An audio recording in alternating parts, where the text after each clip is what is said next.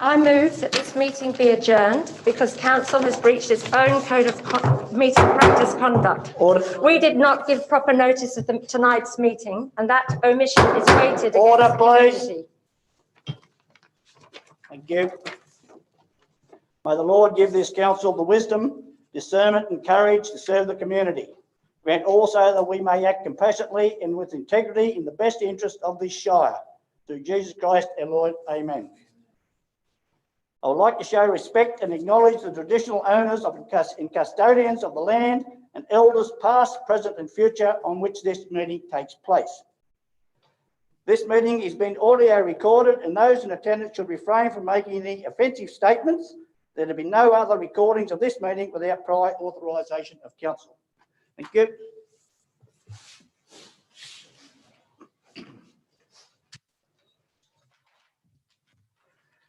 Okay, councillors, welcome to the last council meeting of this term.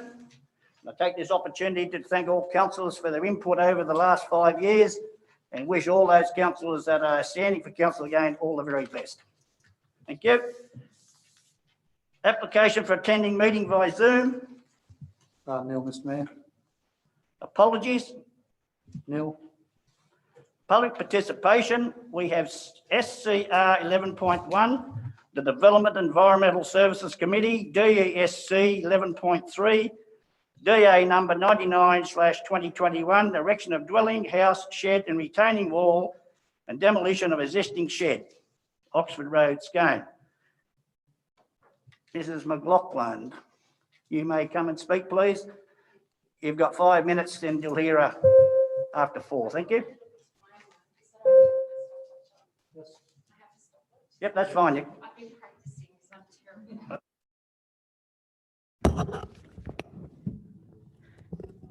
I've had 3 vaccinations. Thank you. Okay.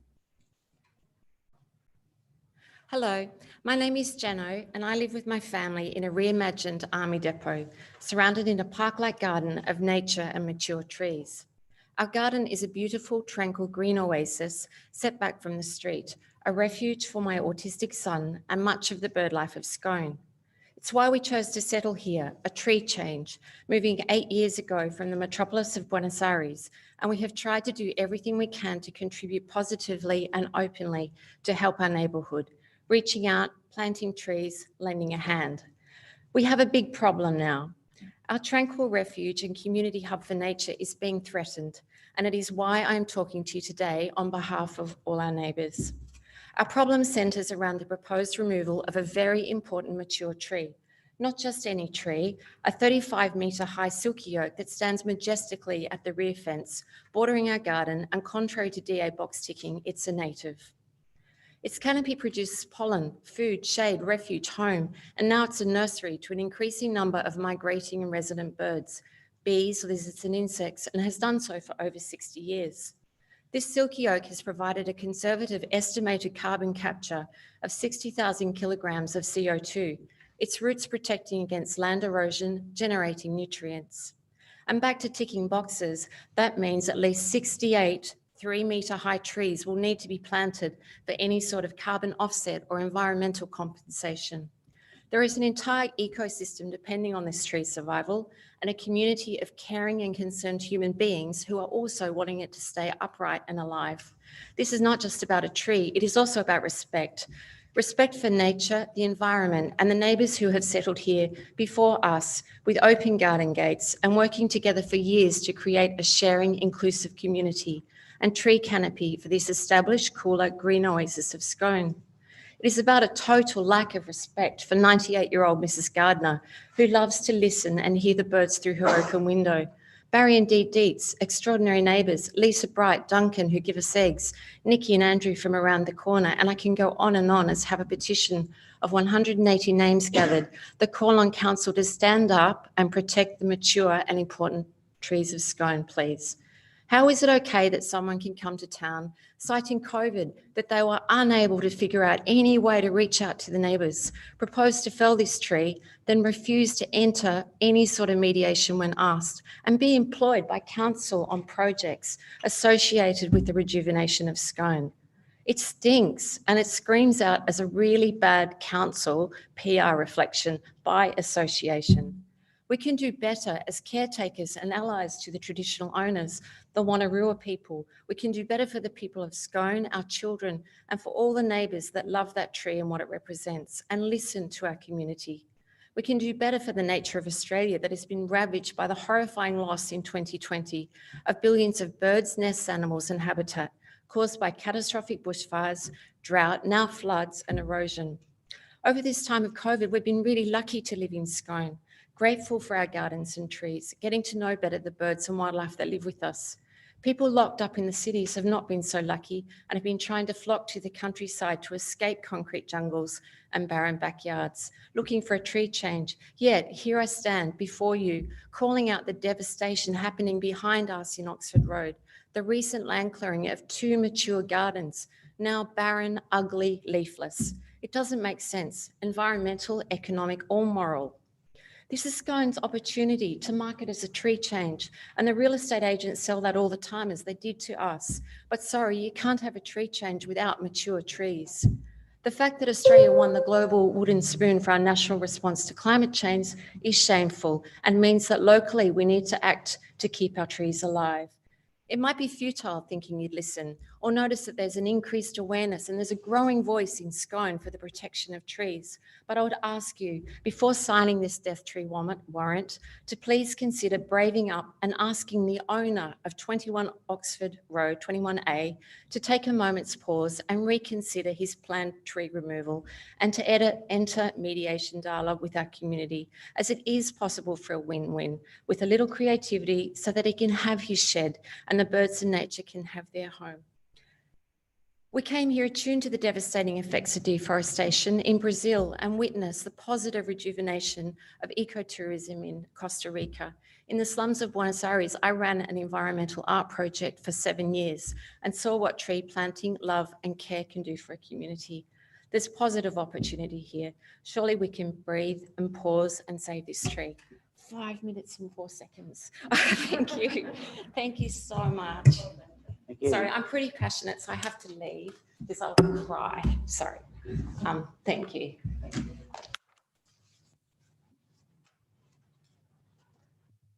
Okay. Results of consultation regarding Arthur Street, Les Gilmore. Welcome, Les.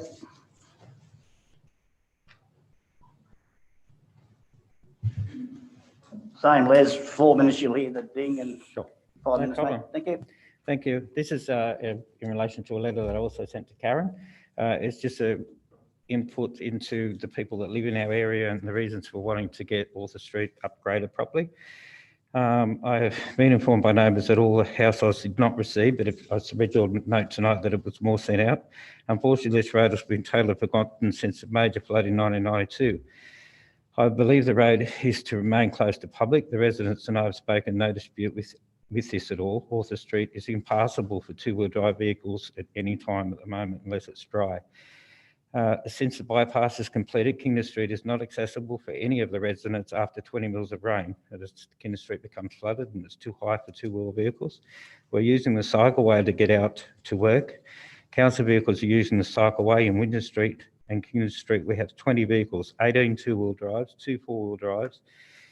There's 23 residents, 4 mine workers, 2 nursing home workers, 1 JBS worker, 1 Burrell concrete driver, 1 labourer, a groundskeeper gardener at Denman, 1 retired MS sufferer, an aeroplane metal fabrication worker, disability worker, 4 students, 1 baby, 1 customer service employee and 4 retirees. All these workers start work at different times, earlier starts leaving home between 3 and 5 a.m.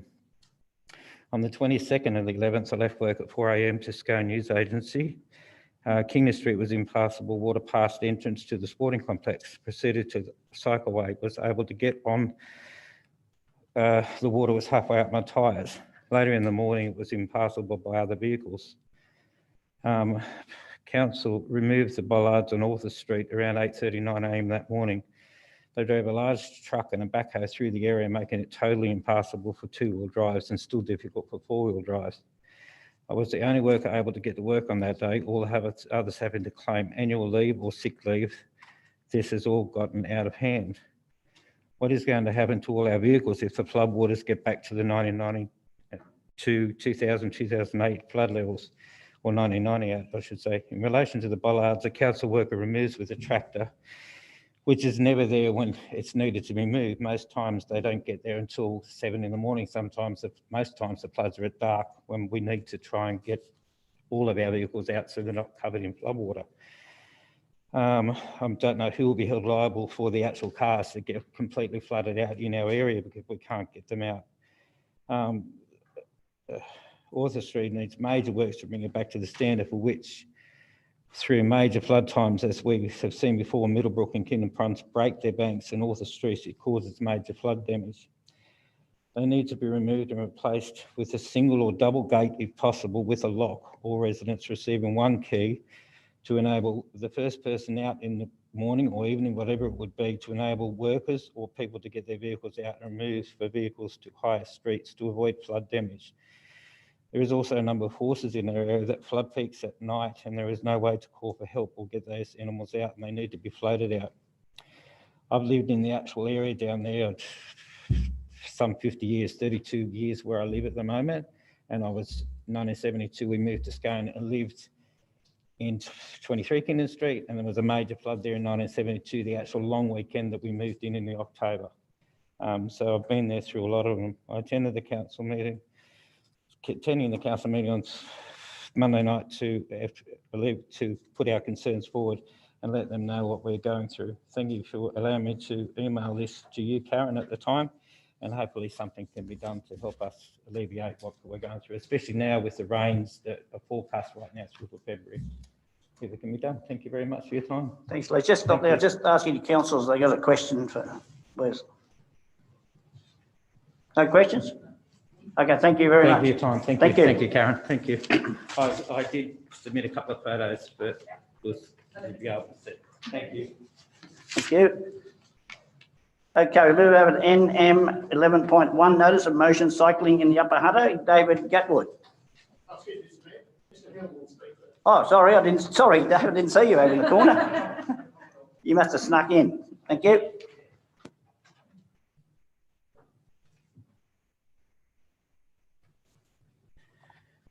Great. Well, thank you very much for allowing us the opportunity to speak at the meeting. It's very much appreciated.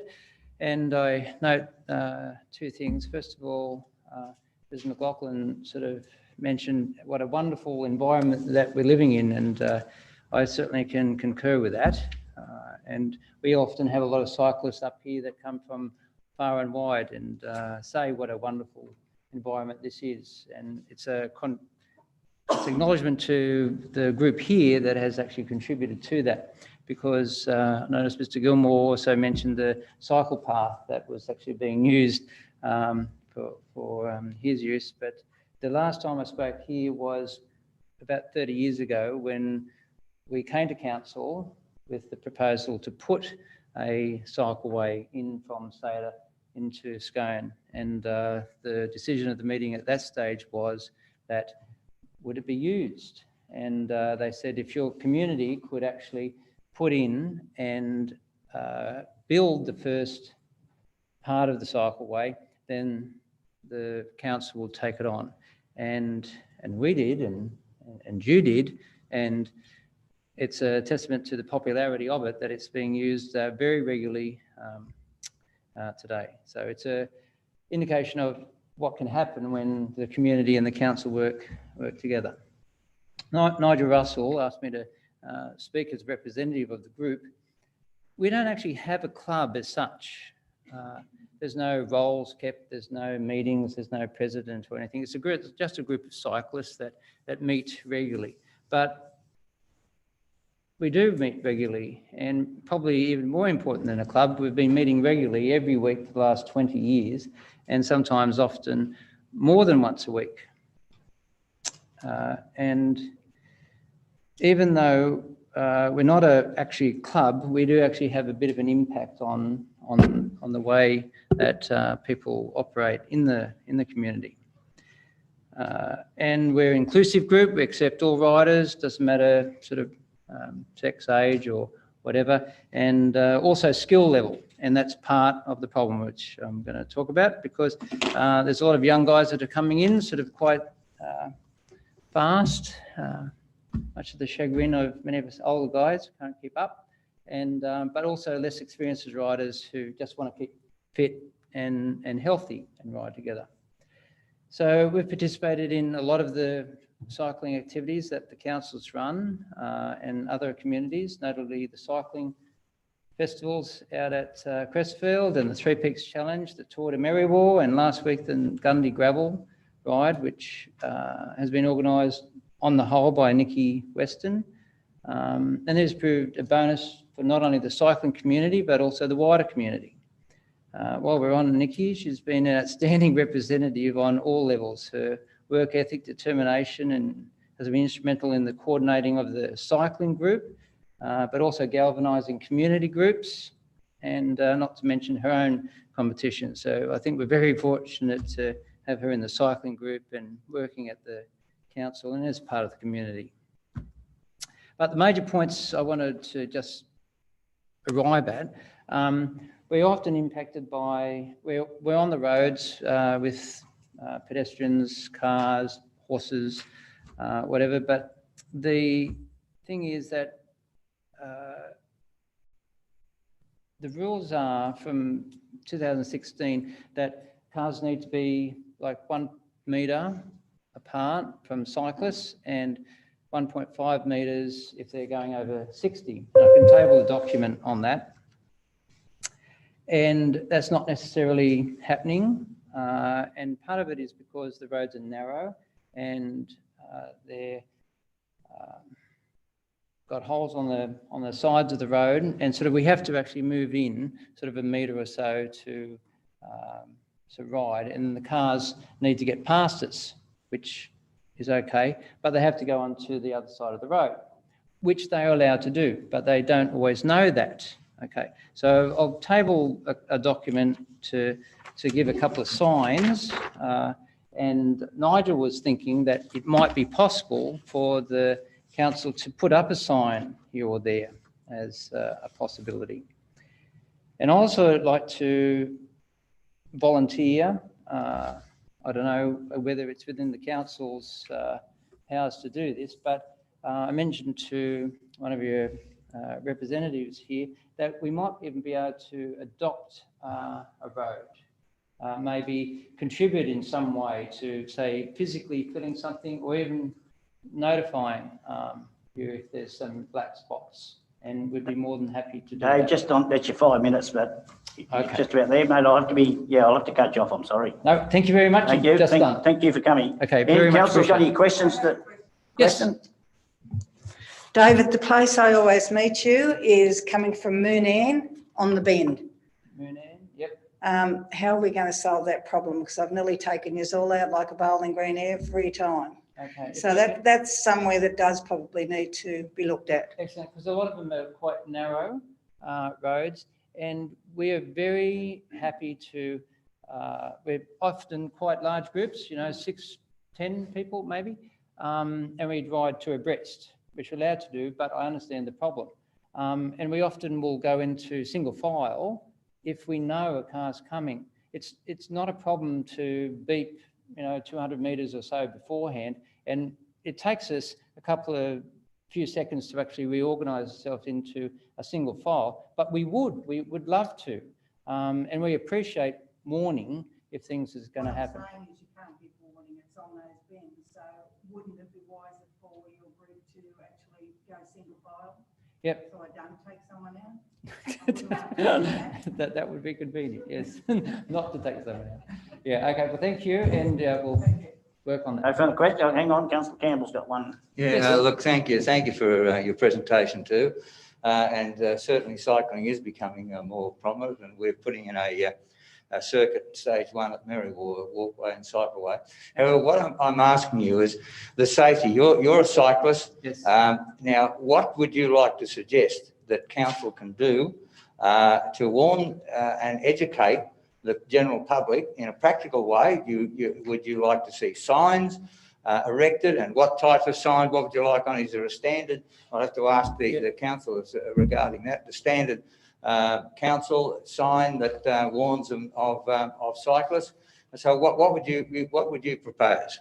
Yeah, from the New South Wales Transport, there's actually signs available that are universally used, and I'm not sure what the most impact you could have, like whereabouts you'd put the signs. But I'm happy to work with anyone to see locally where they could be best. Often they're put on back of buses, but we would certainly work with anyone to find out where would be best to put it.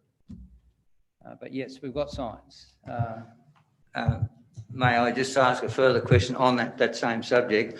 When I was riding a push bike, it was on a big gravel road with gravel in the centre like that. Now, I didn't have the nice fine bike, it was an old Speedwell. However, I stayed afloat and didn't fall off. Now, you're riding bikes now is on these roads that you're suggesting.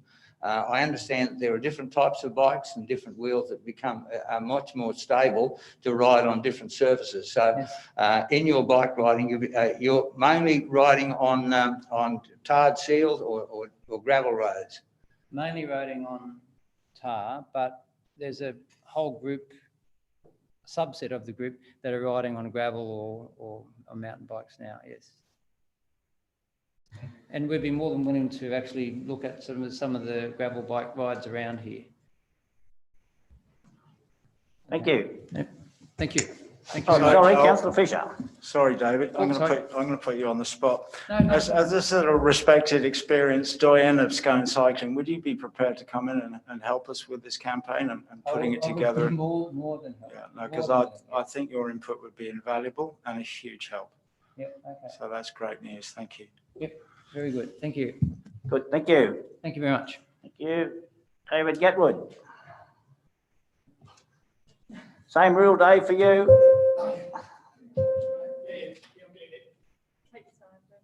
Thank you, Mr Mayor and fellow councillors.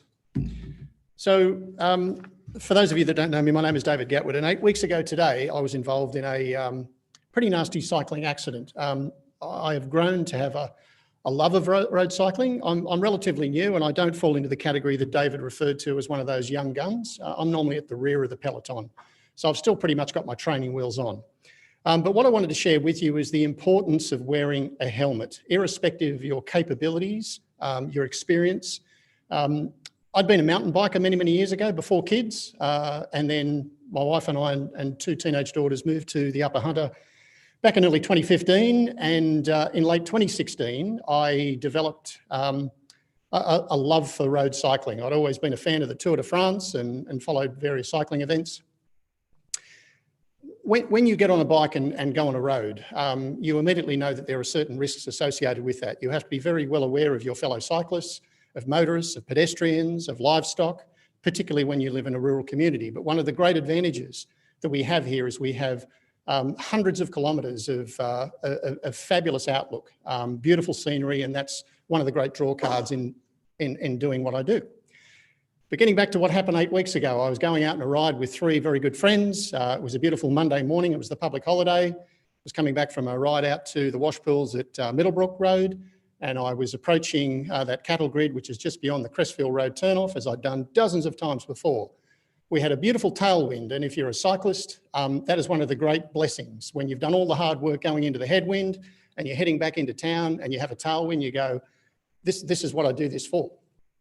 So the last thing I remember as I was approaching that cattle grid at about 35 kilometres an hour was I pulled up on my drop bars, as I do, to give myself momentum to do a little bunny hop over the cattle grid, and all of a sudden everything went black. So I found myself on my back, looking up at a cloudless sky, wondering what has just happened to me, and is this what heaven looks like? Because I thought it was lights out. I thought, you know, it's all over. I started to panic because I couldn't get my breath, and I suddenly realised that I was in a world of pain. Anyway, to cut a very long story short, I was assisted by the 3 cyclists that were there. They immediately rang 000. The local paramedics from Scone Ambulance were there, and then they phoned to get the Westpac rescue helicopter in and choppered me to John Hunter Hospital. And I'm forever in the debt of all of those first responders. I can tell you that spending 8 nights in a trauma ward in John Hunter Hospital is no joyride, and I wouldn't wish it on my worst enemy. It's not a fun place to be in. And I found myself for a number of days lying there wondering, how did this happen? Why me? And then on the Sunday morning, which was on the 10th, I made a decision to sort of adopt an attitude of gratitude, if you will. And what I want to share with you is an email that I sent, and it'll hopefully make sense to you once I read it out. To whom it may concern, I was involved in a near-fatal cycling accident earlier this week. I live in Scone, New South Wales, and was airlifted to John Hunter Hospital in Newcastle and have since undergone extensive spinal surgery. I'm able to walk with the aid of a walker and have commenced a long road to hopefully a full recovery. The reason for bringing this to your attention is while on holiday in 2017 New Year, I purchased a Cask Mojito helmet from your store. So that's a rather lengthy way of saying one of these things. This helmet saved my life. If you zoom in on the photo, you will see it is totally destroyed and somewhat molten owing to the force of the impact. I would be very grateful if you could pass this on to the manufacturer and would be more than happy to sing their praises of the brand. Please feel free to contact me if you would like to discuss. Thank you again for being an integral link for me to tell the tale. Within 24 hours, I got this response. Hi, David. Thank you so much for reaching out. Firstly, I'm very sorry to hear about your accident. Whilst I haven't had a serious one, I have had a few, so I can certainly empathise. I will definitely forward this email to Cask Australia. They would love to hear such great feedback. I hope your rehab goes well and that you are able to get back on the bike ASAP. Once you make a full recovery, we look forward to seeing you in the store. Thanks again for getting in touch. It is greatly appreciated. Best regards. So this is Exhibit A. And if you can see the front, so your front left lobe is what hit Middlebrook Road first. That took the brunt of the impact. And what I will tell you is you don't have to be cycling at 35 kilometres an hour to hit tar, concrete, whatever, to understand that without this, I would not be here to do this presentation today. It is completely disintegrated. And I vividly remember walking into that store back in 2017 and talking to the young sales assistant. And she said something very poignant to me. She said, you know what, you can spend thousands of dollars on a light carbon frame, but the best investment you'll ever make is get yourself a decent helmet. And I thank God she said that to me. Thank you very much. Thanks, Dave. Councillors, got any questions? David, just let's go. Any councillors got questions? Yeah, Councillor I Campbell? do. Just harkening back to my earlier one, the training that you have, and you're on obviously on a good bike, but is there any training available in any clubs that can teach people to ride on different surfaces, whether they be gravel or rocky or something like that, that would prevent such spin an accident? I'm not saying you're on I think you're on tar at that stage. Yep. But I'm just saying that going back to my young days, yeah, I had to learn on gravel road, and that's the only way it was. And there was gravel in the centre, and there's certainly a way in which you've got to ride, otherwise you fall off. Sure. But I'm just wondering, with the amount of tar that is around today, and most people enjoy the ride on a smooth surface, is that to train people, old and young, on how to work on how to ride on different surfaces. Have you got any suggestions on that? Well, clearly I wouldn't be the best person to give advice on that, given my incident. But look, Councillor Campbell, what I can tell you is there's a lot of fantastic organisations out there in terms of bike safety. This particular incident that happened to me, I had no opportunity to react. But the one thing that I will tell you in terms of the education process, I was asked to give a little talk to the Yellow Cottage by the director there, principally because there's a couple of little boys there that are full of bravado and are obviously, 4 or 5 years of age, and on their properties they go out riding their bikes without a helmet because dad goes, you're tough enough, you'll bounce. So I'm hoping that the message got through, because when they saw the image of me being choppered away, I think they got the message it wasn't a joyride. So I think it does start with education. And in fact, as I was leaving just this afternoon, there's a young lad that lives across the road from me, and he rides a mountain bike, and he's developed a little jump with pushed up earth, and he was doing wheelies down the street and jumping with a bucket hat on. So guess who's going to be having a chat to his parents this afternoon? Thank you. No more questions? Thanks, Dave. Okay, councillors, move on to page 2, which is going to be the confirmation of the minutes of the ordinary council meeting held on the 25th of October 2021. The mover. Move Councillor Burns. Seconder. Councillor Campbell. Questions, comment, discussion? All in favour? Against? Carried. Disclosure of interest. Mr Mayor, I have 3 disclosure of interests. The first being from Councillor Burns on item C 11.4, the Australia Day Committee's report. He has no pecuniary interest and a non-significant interest, as he has a connection with a family member who is a nominee. He will refrain from voting and leave the room. Second is from Councillor Fisher on item G 11.1, the local public holiday. He's declaring a non-pecuniary and non-significant interest, as he and his wife both provide catering to events at the Scone Race Club during that public holiday, and his wife also submitted to the survey. He will also have no involvement and leave the room for that discussion. Councillor Watts has also declared an interest in item G 11.2, which is the request for donations report. She declares a non-pecuniary significant interest, as she's the manager of the service that is requesting the donation, and she will leave the room and have no involvement in that matter as well. Thank you, Mr GM. Okay, councillors, we might,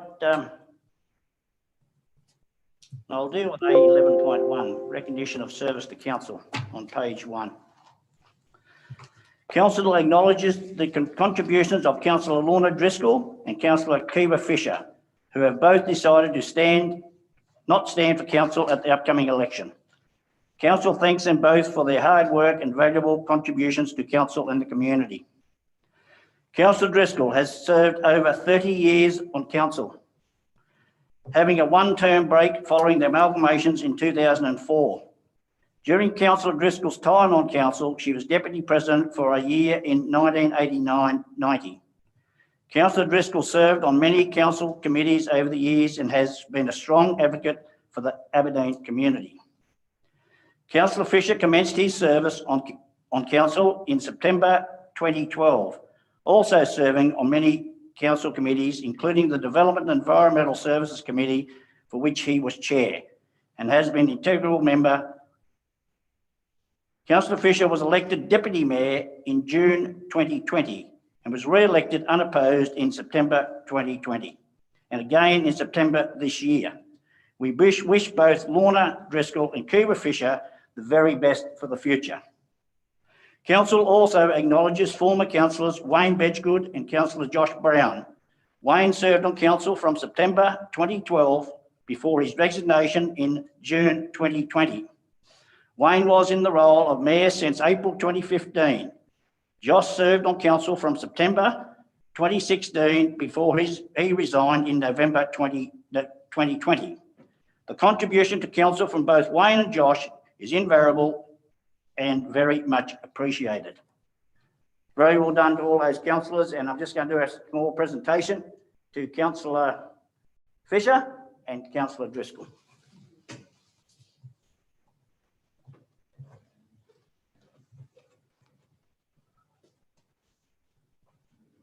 You've got to come to me, I'm not coming to you.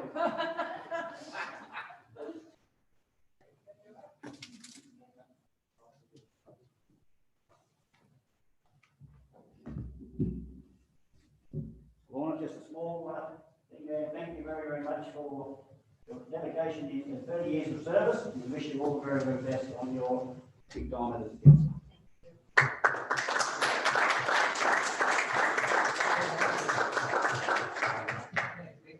Fisher, also thank you very much. You're a great deputy, a great councillor for those years, and we certainly wish you all the best. Tell me 4 days off in New Zealand, and I imagine that's what you're going to head in the near future.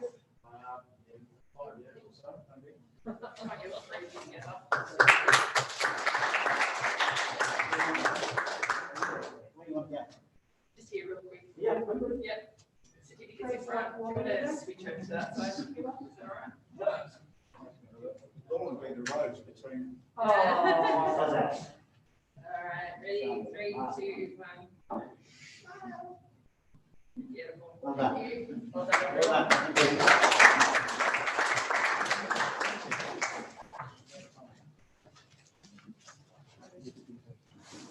Oh, yeah.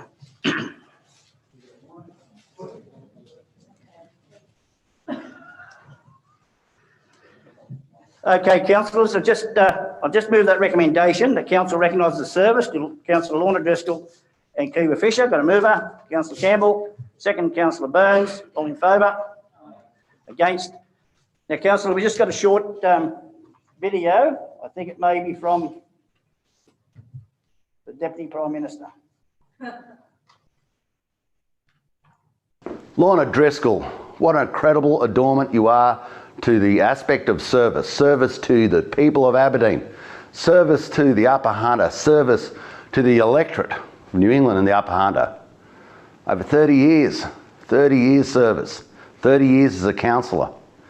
Now, Lorna, we know how heavy your heart must be after the loss of your beloved John, but I hope you get some sense, a slight sense of that we're on this journey with you, and that we sit back and take the benefit from you who stands up and goes to work every day for your business, for your family, for the people of your area, for the town of Aberdeen, and they obviously have backed you in because they respect what you have done.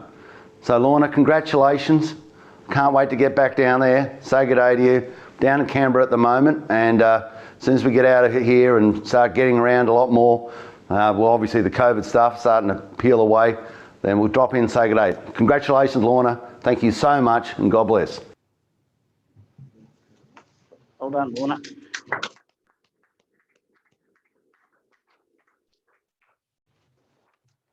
Okay, councillors, I'm going to bring your standing order up in a minute, David, but I'll just make you sit for a little bit longer. Is that all right? Move over, councillors, to page 2, the Mayor for the Day 2021 presentation. The 2021 Mayor for the Day competition is an important part of Local Government Week in the Upper Hunter Shire. It's a great opportunity for young students to share their ideas about the community, where they live. This year, we received 360 entries from 7 primary schools in our shire. Congratulations to the school winners in the postcard and essay section. Aberdeen Public School, Elsie Rood and Sam Wells. Elliston Public School, Rosie Baker and Isabel Gilmore. Murrundi Public School, Bertie Harmond, Stone and Zay Harmond. Scone Grammar School, Amelia Sheen. Scone Public School, Melissa Hards. St Joseph Primary School, Merrywar, Emma McLaurin. St Mary's Primary School, Scone, Evie Clydesdale and Oliver Stevenson. Olivia, is it? Olivia. The overall winner of the Upper Hunter Shire Mayor for the Day 2021 is Zay Ahmed Stone from Murrundi Public School. Well done. The Deputy Mayor is Oliver Stevenson from St Mary's Primary School. Have we got a presentation there? Is there a presentation to follow that? Yes, we've got the video for the children. Okay, we'll do the video now. Thanks, councillors.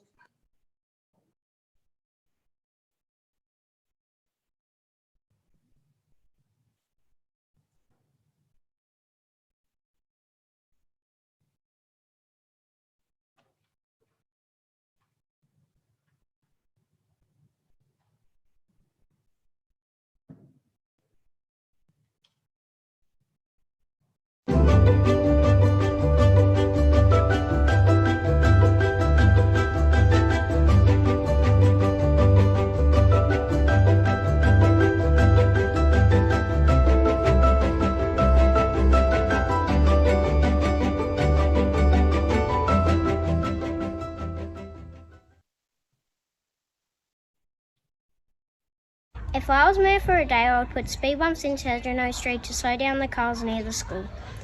And my house also. A lollipop person for the crossing for the school hours. The cars drive way too fast down my street, Sedgemoor Street. Something needs to be done to slow down them. So that's what I would do if I was mayor for a day. Sam Wells, Mayor of Aberdeen. If I was mayor for a day, I would bring the young people together with the elderly. We could read to each other, do some baking, or help them with their garden. I think it would be nice to bring people together to be friends. If I were mayor of the day, I would put a mountain bike track for the community to access. I would place it on the side of the mountain at Paradise Park. I know this would cost a lot of money, so I will get the money by organising a fundraiser and asking the council for money. I will also have a meeting with the council to secure the land. This project will provide jobs for the public. I believe this is a good idea because it creates a safe place for mountain bikers to practice their hobby. The next thing I will do is upgrade the parks, motels, shops and streets. I will do this by giving the owners money to upgrade the front of their business. I will make the main street look nicer by adding more lighting and plants. At the park, I will add equipment for children of all ages, plant gardens to make it nicer for picnics. I believe this is important because some of the buildings are old and some are unsafe.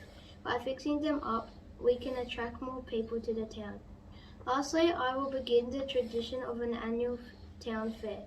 This will be on the Oval. This will include food, rides, games, and a parade, music, and assembly. I will make this possible by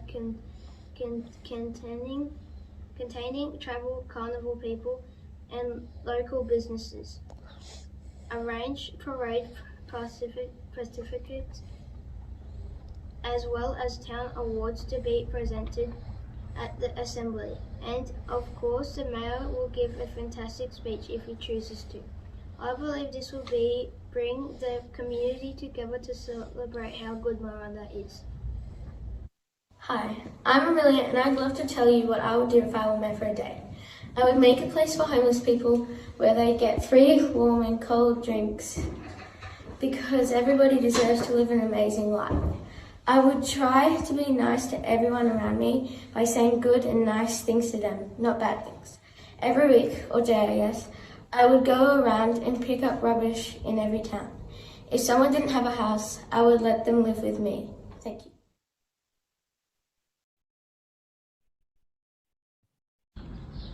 If I was mayor for a day, I would plant more trees, stop playing with plants, and get rid of coal mines. For my first point, planting trees in this shire. Everyone knows that trees are the reason we have air so we can breathe. Plants more trees will allow better breathing air for us all. There is a TV show that predicts the future.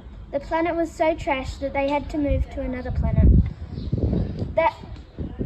Because the planet was so dumb. If more trees were planted, we can start to prevent this from happening.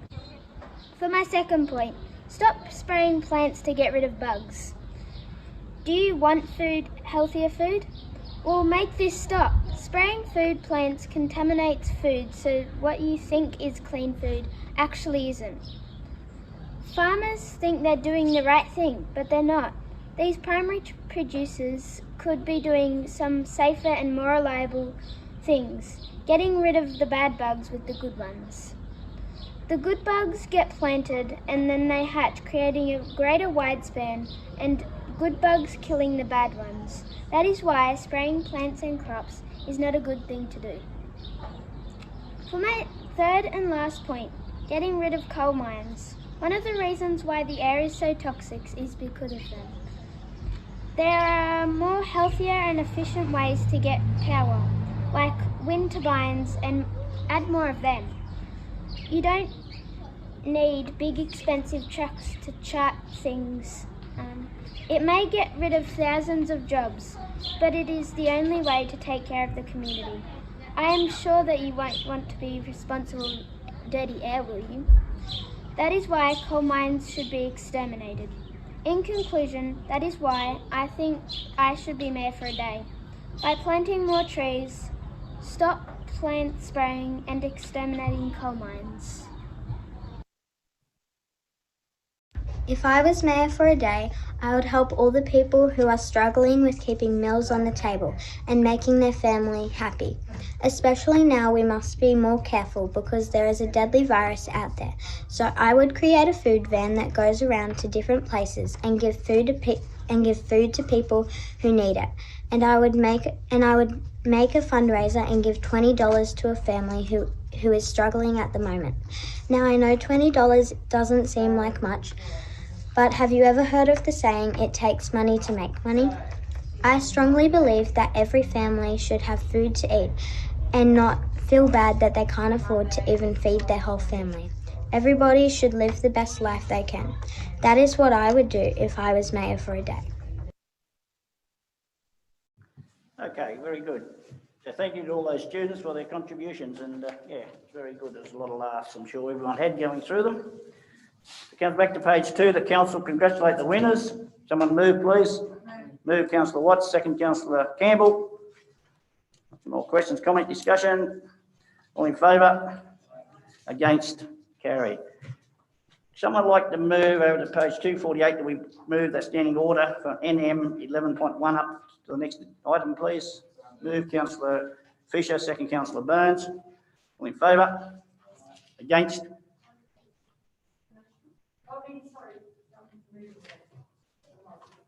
Okay. Okay, councillors, the recommendation there to council, consider a road safety campaign focusing on awareness, the wearing of bicycle helmets and the overall safety of a bicycle riding around traffic. Be provided information on the funding for this project. This was brought about, councillor, you go over to the next page, from Nigel Russell, sent me the email. So we got a mover for that recommendation. I'll move it. Our seconder, Councillor Burns. Any questions, comment, discussion? No, I'm quite happy with it. I think it's a great idea. Councillor Abbott. Okay, so Thank you very much. Well, I'd just like to say that this motion is actually ultra vires to council's powers, and that if council is so concerned about people's safety, perhaps they could look at looking at campaigning for more emergency housing. Further, unfortunately, this issue is actually no longer a health issue, but over the 20 years that we've had mandatory helmet laws, it's become a criminal one and it's become a police one. And it's one that, particularly in New South Wales, the police engage with all too enthusiastically. We do have bicycle helmet regulation. It is, and Australians tend to be very compliant. It isn't really a problem of not wearing helmets.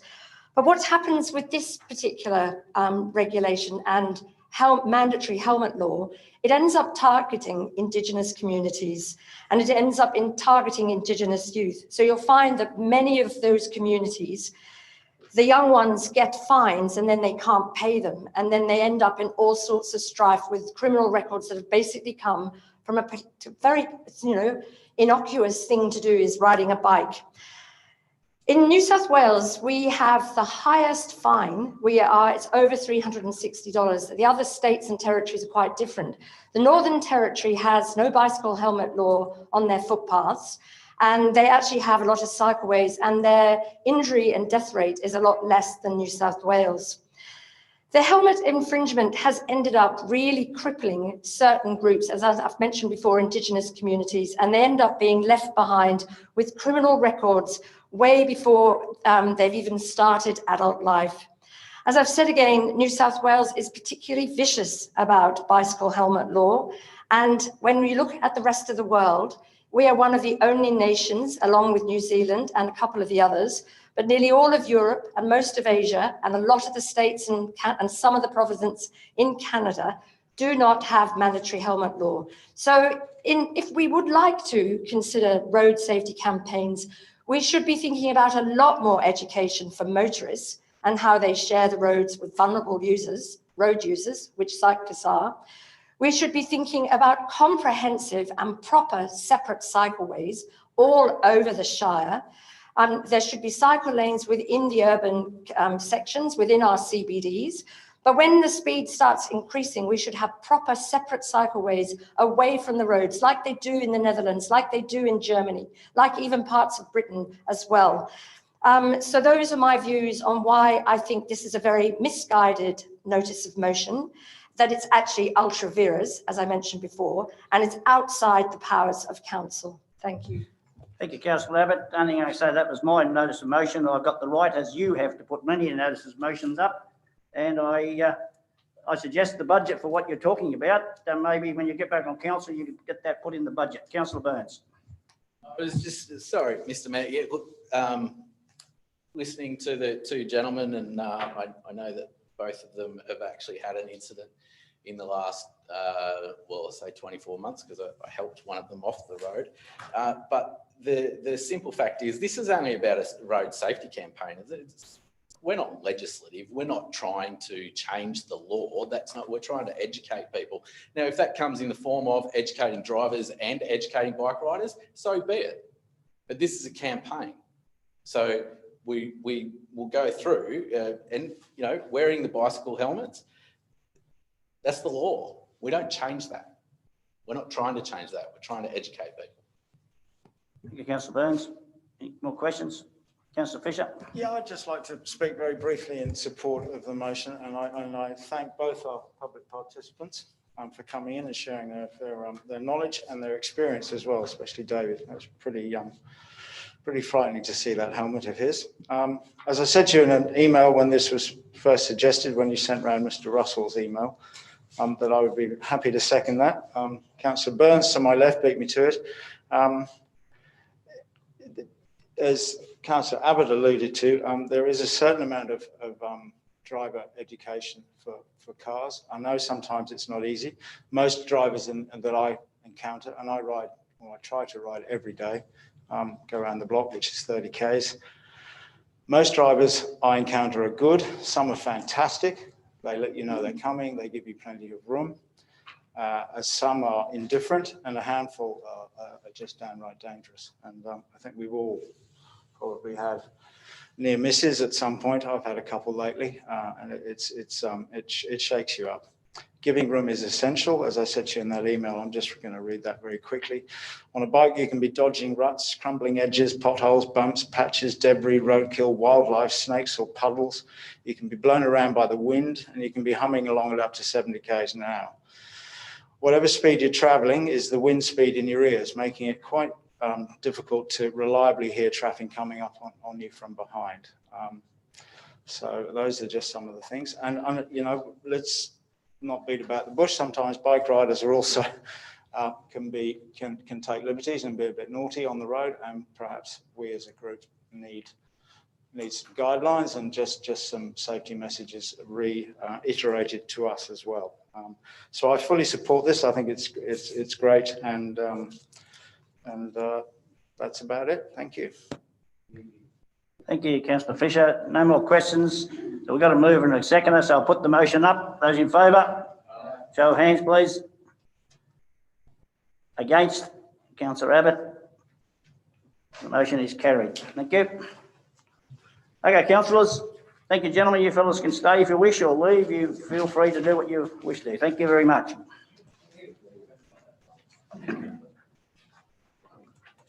Okay, council, over to page 3, the Development and Environmental Services. We'll go through this separately. Adopt point 1, adopt the minutes of the previous meeting. Got a mover. Move Councillor Fisher. Second, Councillor Campbell. Questions, comment, discussion. All in favour? Against?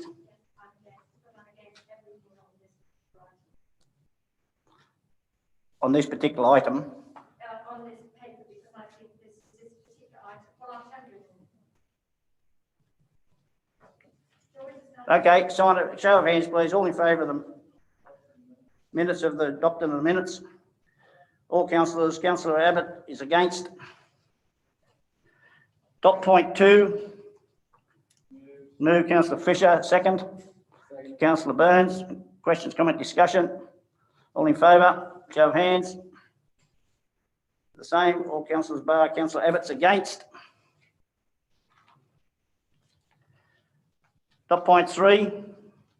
Move Councillor Fisher. Second, Councillor Burns. Questions, comment, discussion. All in favour? Against?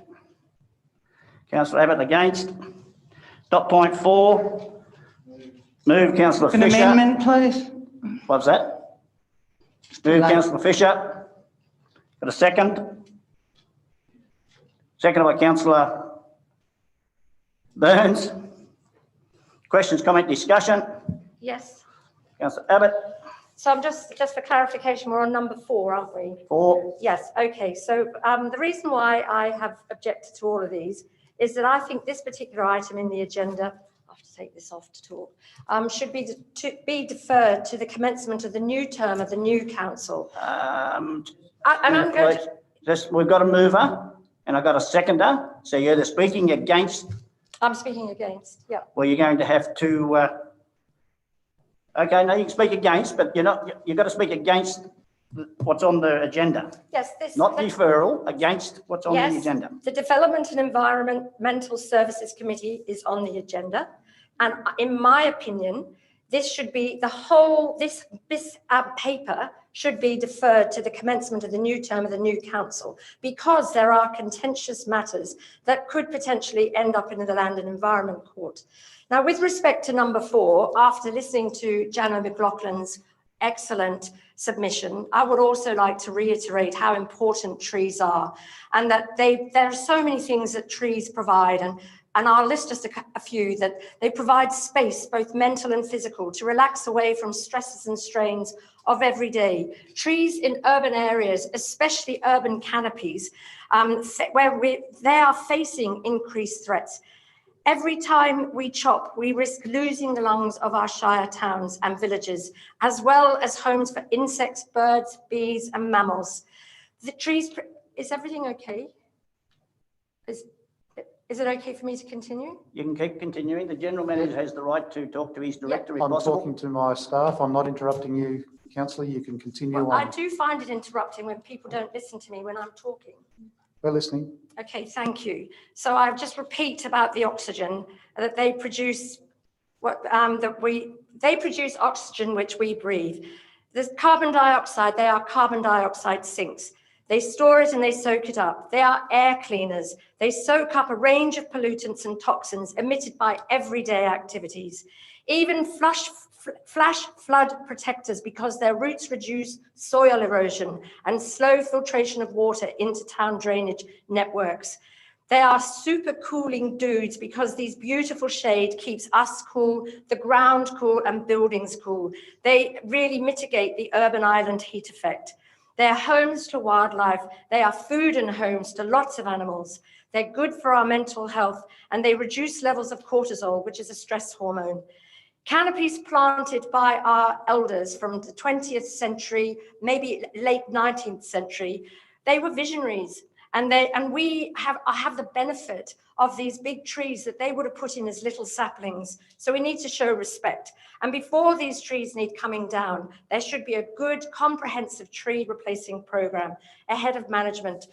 From the COP26 that we've just recently had, there were 3 things that they really stressed we need to do. And first up was reduce emissions by stopping coal. 2, end methane emissions, and 3, end deforestation and start a comprehensive tree planting program. So I absolutely agree with what Jano McLaughlin had to say.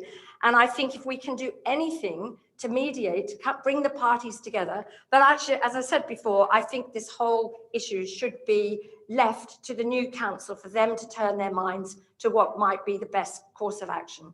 Thank you. Thank you, Councillor. Councillor Fisher, you had the right to move. You moved the motion, didn't you? You wish to speak. You should speak to it first, but you wish to speak to it now.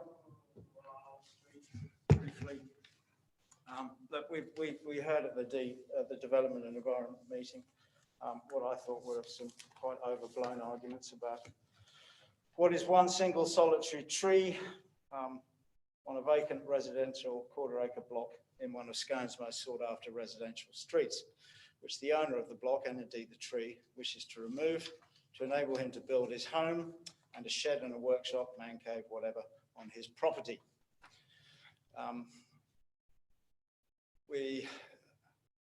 We've heard about how the loss of the tree is going to destroy property values, blow council's net zero commitments, and undermine the global fight against climate change, which is, let's face it, it's all nonsense.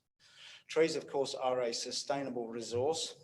That's something some people like to forget. We plant them, we grow them, we harvest them, we use their products, and we replant them. Indeed, if the owner of this silky oak so desires, he could reuse and lock up the embodied carbon in any number of ways in his new abode: floorboards, fruit bowls, bench tops, window frames, whatever. It is if he so desires to do so, because that is his choice. Silky oak timber does have a variety of uses. Silky oaks, of course, are not recommended for planting around residential blocks, not only because of their root system, but also because of this time of the year, they're dropping a lot of nectar, goop all over your property that also contains hydrogen cyanide. There's a fun fact. They also contain tridecyl resveratrol, I think I've said that right, which can produce an allergic reaction in many people and dermatitis similar to poison ivy. They're also considered a weed in Sydney, and in the Blue Mountains, they're an environmental weed. So I think we're really overreaching on one tree in one thing. I'd also like to comment that I think it's grossly unfair that Graham Wilson, the owner of this block, who's a council officer, has been targeted and made out that he hasn't considered retaining this tree, which he did. That was done way back several months ago. Matt might like to back me up on that. And he gave his reasons why he couldn't do what he wanted to do on his property by retaining the tree. So I think it's really unfair that he's been targeted, and also council have been targeted, by the way, as bad PR and this, that, and the other. This is a pretty straightforward DA. It's a vacant residential block, and I think the owner should be allowed to do what he pleases. Thank you, Councillor Fisher. Councillor, what you... Actually, can I just add one thing? Yes. I'm one of 2 councillors in this room currently who voted for a tree policy. Now, I'm pretty sure a tree policy is going to be coming up to the next council, and you've got to consider that very carefully. I understand why some of you voted against it, because property rights and wishing to protect trees, you know, they do start to butt heads at a certain granular level, and you've got to get that balance right. Thank you, Councillor Fisher. Councillor Watts, you just making a comment? I do want to make a comment, but can we hear from the director as to those reasons that Councillor Fisher said? They were listed in the report that went to the D&E, which I know you're an apology to. I know you didn't see it, but they were in that report. Through you, Mr Mayor, we did, as I mentioned in the D&E committee meeting, we did speak to the applicant about trying to amend the design, and the applicant didn't wish to go down that path of changing the design. Basically, the design that was put forward suits their needs. Just for the sake that I have spoke to Jeno, and I understand her concerns and the neighbours that wish to retain the tree. I am far from green, and I didn't support the tree preservation order. However, the concerns are going further than one person. There are quite a lot of people that are involved with this. I would have liked to have seen an amendment for a partial approval, but since I wasn't quick enough to get up to ask that, I haven't got a seconder. So I would like to see a compromise on the shed, but if it's already been there, I gather that we couldn't defer and look at this as another opportunity. Thank you. Okay, councillors, I'll put the recommendation up as is. Show of hands in favour. Collison, Driscoll, Campbell, Burns and Fisher. Against? Councillor Watson, Abbott. The motion is carried. Over to page 26. The Corporate Services Committee, going to mover. Move Councillor Burns, second.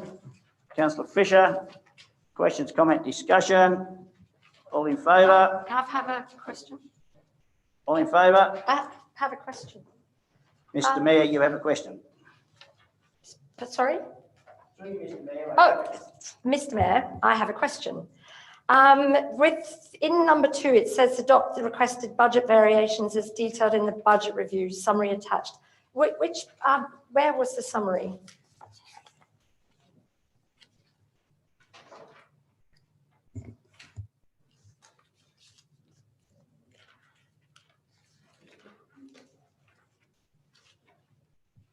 Christian, you got that under control?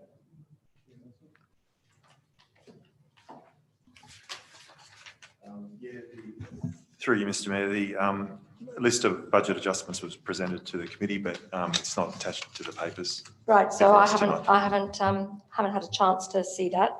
Also, just want to ask about procurement compliance, and just why are current procurement policies and procedures not in line with industry best practice? I wanted to ask these questions here because I think they fit here. And then what will this council do to ensure associated waste management documents are updated and aligned? And I just wonder, is there, through the Audit Risk and Improvement Committee papers, there was an abbreviation IWMS. Is that Internal Waste Management System? What does that stand for?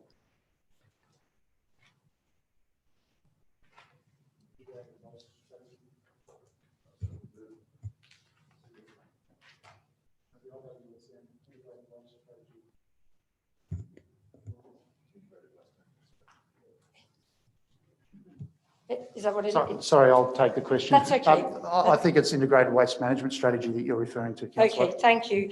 And then I have been asked, no, that's basically it. Yes. Or I want one question. Basically, no, that's it. I can actually ask this later, the one I was looking at here. But thank you for taking those ones on notice. And yes, I will look at the budget summary later. Thank you. Did everyone get a copy of the Corporate Services meeting? Yeah, I believe the Corporate Services Committee. Did everyone get a? Papers Did have been all circulated. councillors get a copy of the Corporate Services Service Committee meeting? Yes, Councillor Abbott. I did get it, but I was what, Mr. Mayor, I'll stand up and talk to you. It just says in these papers that the budget review is attached to these papers. So I was just questioning where was it, because I thought I may have missed it. So it was Okay. just semantics, but it is important because it says it's attached here and it's not. Okay, thank you. All in favour? Aye. Against? Carried. Go to page 31, SCR 11.3, Infrastructure Services. Move Councillor Campbell. Seconder? Councillor Driscoll. Questions, comment, discussion? Yes. Councillor Abbott. Thank you, Mr. Mayor. Again, this is another item I would have liked to have seen and think should be deferred to the commencement of the new term of the new council. Again, there are contentious matters here that I think could affect and burden the new council considerably. Also, as I tried to adjourn this whole meeting, because I do believe in my... Yes, Mr. Mayor. Yes. I have to say again, I'm not talking about the overall meeting. We're talking the infrastructure services. I'm aware of that. I do. And by way of explanation, because I think this is significantly problematic, there are quite a few people who get mentioned in this document, well, not the people, but the fact that my questions are in this document, who would possibly have liked to have come to this council meeting tonight to put their views forward in this setting.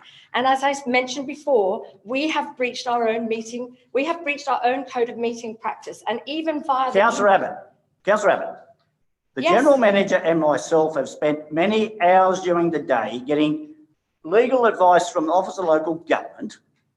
Mr. Christian, would you be able to answer, please? Have you got the documentation there? Well, you sent an email through you, Mr. Mayor. The General Manager Excuse sent an me, email. the Director's got the chair. No, we didn't get written documentation, but I had a discussion with the OLG today, the Governance Department, and they're quite satisfied that by providing a paper copy on Friday, that we have met our obligations under the Local Government Act. In terms Well, of thank providing you, papers. Mr. Ennevolson. So, Mr. Mayor, I would like to ask you, with our code of meeting practice, both the clause 3.4 and the clause that was mentioned in the email from the General Manager 3.25 set out that the copies of agendas and business papers must, there's no... Councillor Abbott, I'm going to pull you up again. We're talking the Infrastructure Services Committee meeting. Do you want to speak on an item that's in that paper? Yes, I want to speak to my questions. And I want to say that I know that if those people or some of those people had read our agenda on the website last week when it should have been put up, they may well have been here, and that council has denied them a proper chance to actually influence council's decisions. So that's something I feel very strongly about that. Now, also, is our project management framework adequate for many of the projects that we look at with infrastructure? I'm also wondering how council is going to address the backlog we already faced prior to last week's floods. Is that in this agenda? Is that in this item? Well, backlog is always in infrastructure. Documented in this item anywhere? Mr. Mayor, the backlog's not discussed in this. I'm happy to take a question if you allow it, though. Yes. Thank you. I am concerned about the backlog. My questions have actually not been reported accurately. I am happy not to read them now, and I'm happy to provide them with you later if you would like, or I can read them out now, as I said, put them to the meeting at the infrastructure. But I'm happy for the purposes of expediency to provide them via email. What do you think, Mr. Mayor? I think we're quite happy to, as they are, Mr. GM. Oh, you're happy as they are? Well, they're inaccurate. It's not these are not the questions I asked. And then the other problem and question that has been put to me, how will council fix the water and drainage lying around the airport? Because apparently there is a lot of water out at the airport, and airport is a concern. Councillor Abbott, is that in this document? Is that part of your question? Have you got that question asked in here anywhere? Well, it's infrastructure. Unless I've missed it, have you got that question asked in the infrastructure meeting, drainage at the airport? I'm just asking about drainage at the airport because we've had a big flood. Have you got the question asked in the infrastructure meeting, which I don't think you have? Do you mean, is there an item in the agenda for me to actually ask that question? Yes. No, but it is. Is there in the agenda, infrastructure, read the drainage of the airport that you asked? I can't see it is. So I'm No. not going to allow the question to Okay, continue. don't allow that question then. So would you like me to read through the questions that I did ask, or would you like me to provide you with them via email? The ones that I asked at the infrastructure Email, meeting. please. Thank you. Thank you, that's it. Thank you. Councillor, I think we all know that you talk on what is in the infrastructure paper. Anyway, I'm not going to keep going it. All in favour? Against? Councillor Abbott, against? Carried.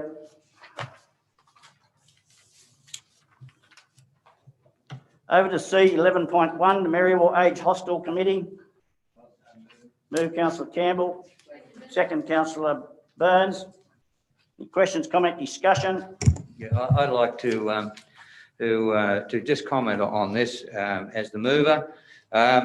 Look, the Government Place, I want to make this very clear, as I made at the particular committee meeting. Council has not discussed or wanted to sell Government Place. Mr. Mayor, sorry, just point of order, that's not in this agenda either. Okay. So, uphill. I'm quite happy with that. I just believe that the what's put forward here, the 1 to 4, are very necessary for the general public and those that are the residents in there to know, and I'm very happy to support that. Thank you. I'm quite happy with the point of order, really. Thank you. All in favour? Against? Carried. C 11.2, White Park Management Development Committee. Move Councillor Watts. Second Councillor Burns. Questions, comment, discussion? Councillor Fisher. Just a very brief one. I did send an apology, but I think we had trouble with our phone connection. It didn't actually send until the next day. But anyway, that's by the by. All in favour? Against? Carried. Over to page C 11.3, the Bill Rose Sporting Complex User Group. The mover, Councillor Burns. Seconder, Councillor Watts. Questions, comment, discussion? All in favour? Against? Carried. Australia Day Committee Awards, C 11.4, page 51. There's 9 parts of the recommendation. 1 to 8, and then we'll move in when we get to the way we're going to handle it. So moved 1 to 8 by Councillor Fisher, a seconder. James.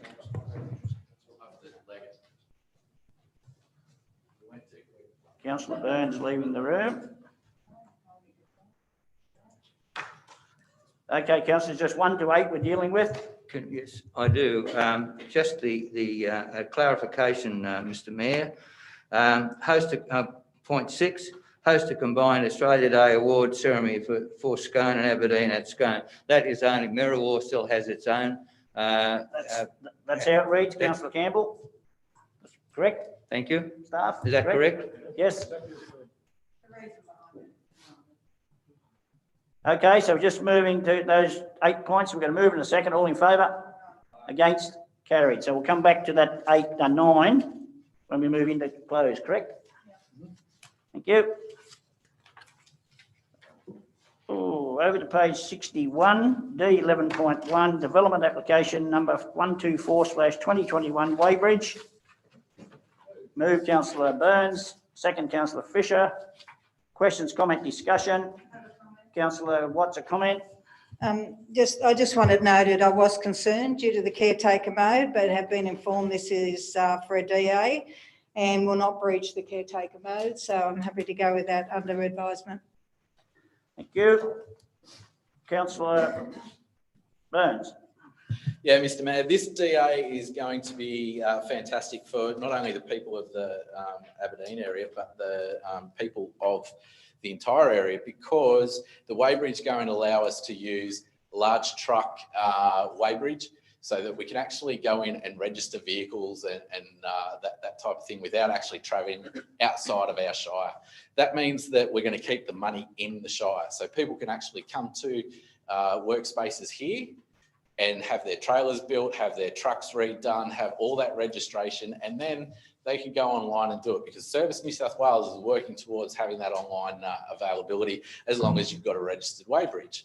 Well, now we will have one. We've got one up at Scone already, but you can't get a truck on it. So, and staff are working furiously to figure out how to get cars back out, but they'll get to that a little bit later on in the year.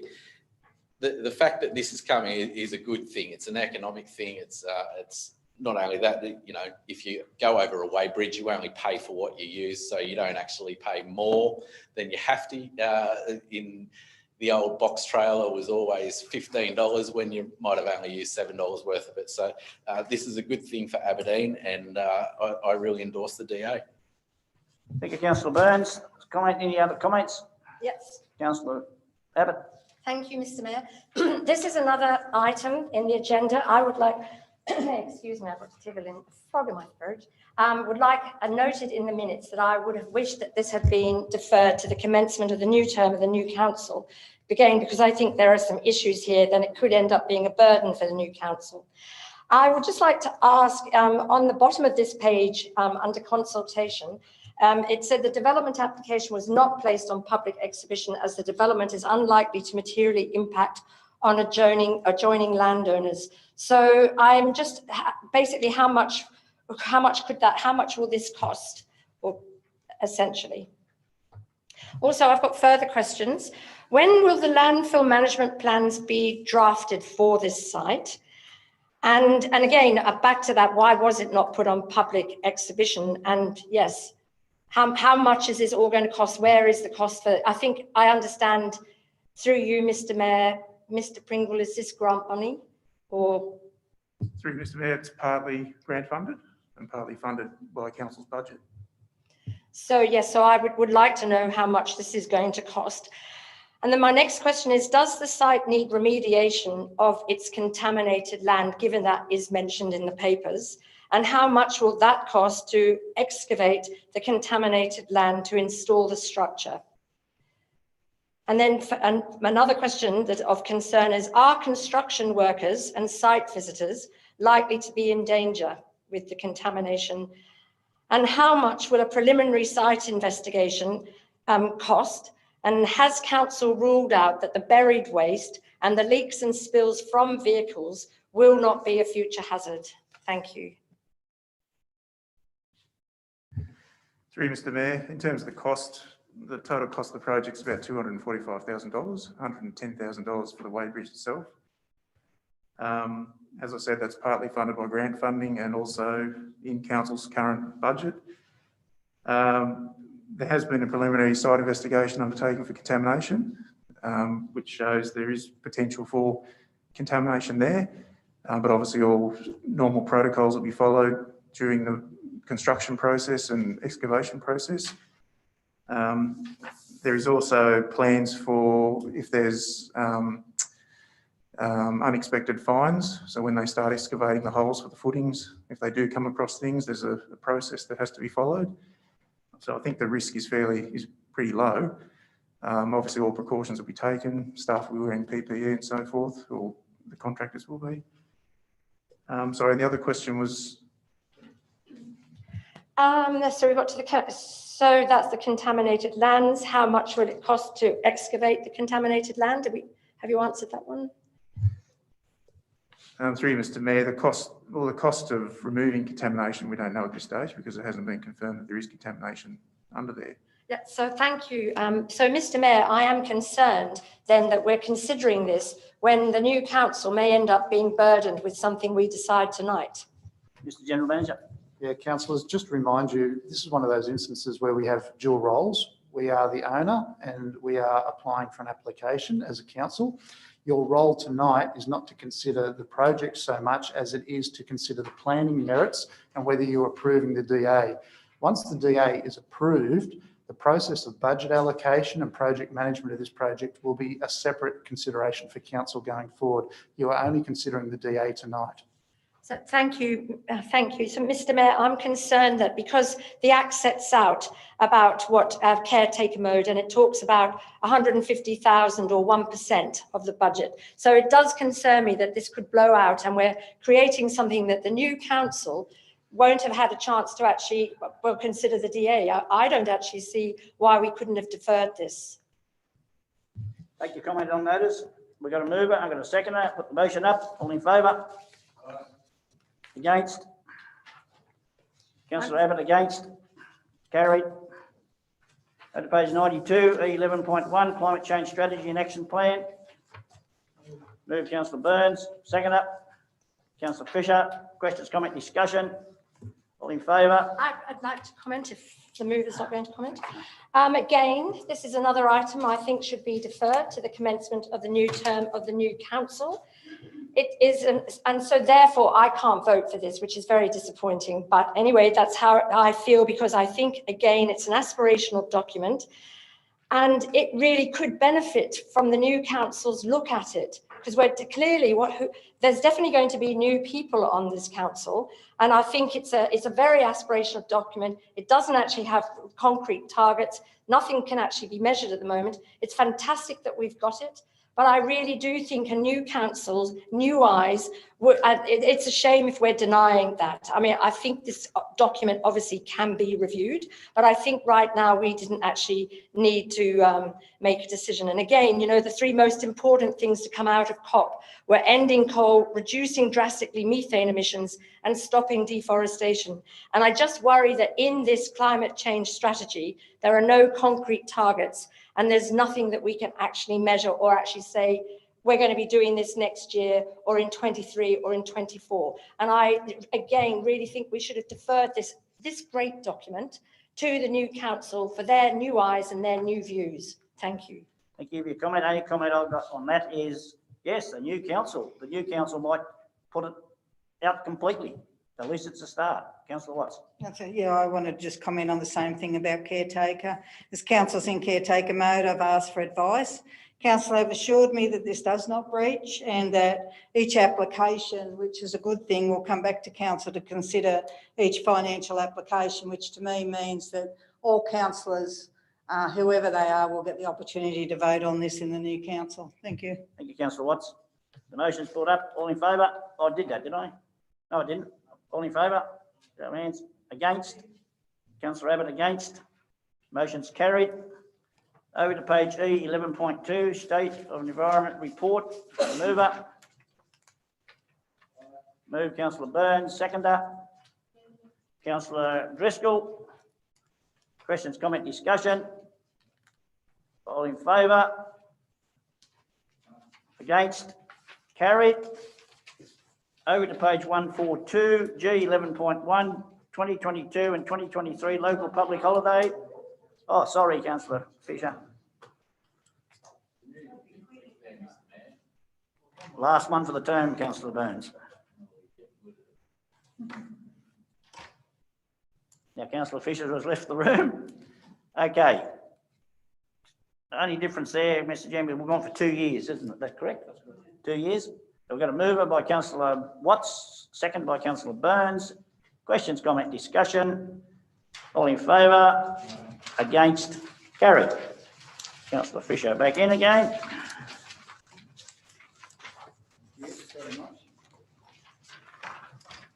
Who was going out for donations?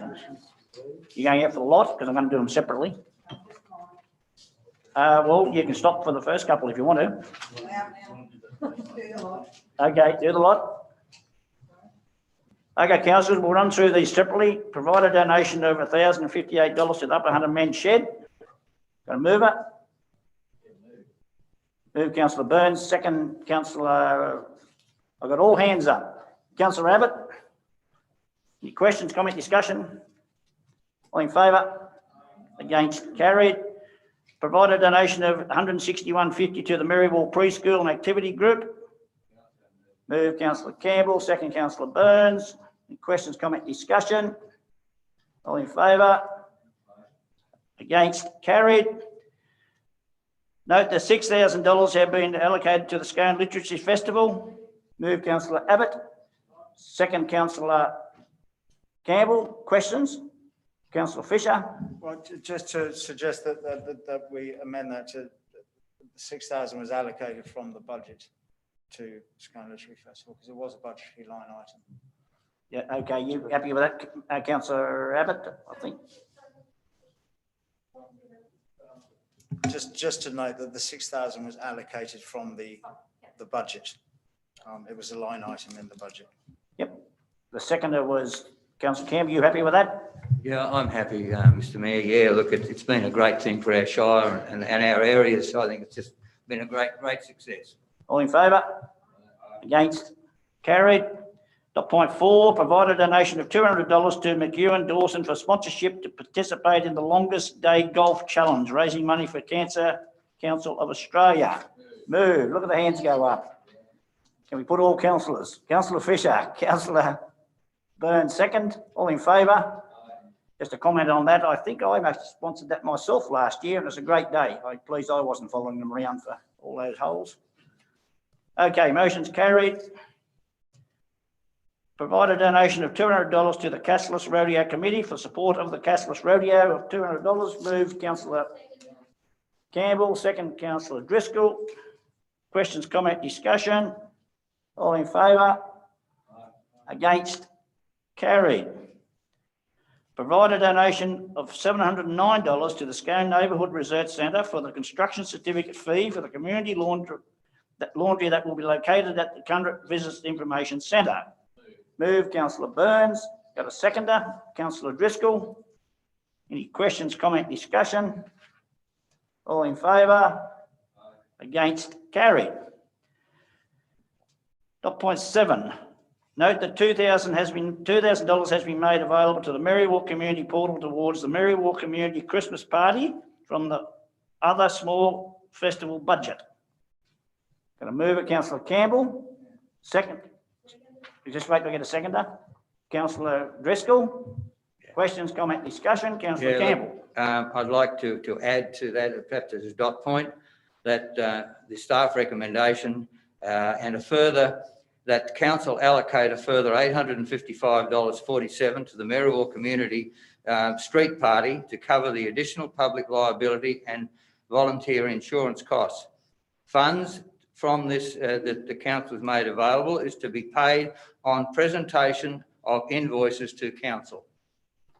Okay, so we probably jumped the gun a bit. So Councillor Driscoll, that's the amendment to the recommendation. So you still happy to move that? Okay.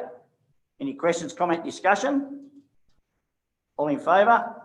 Aye. Against? Carried. Okay. Point 8.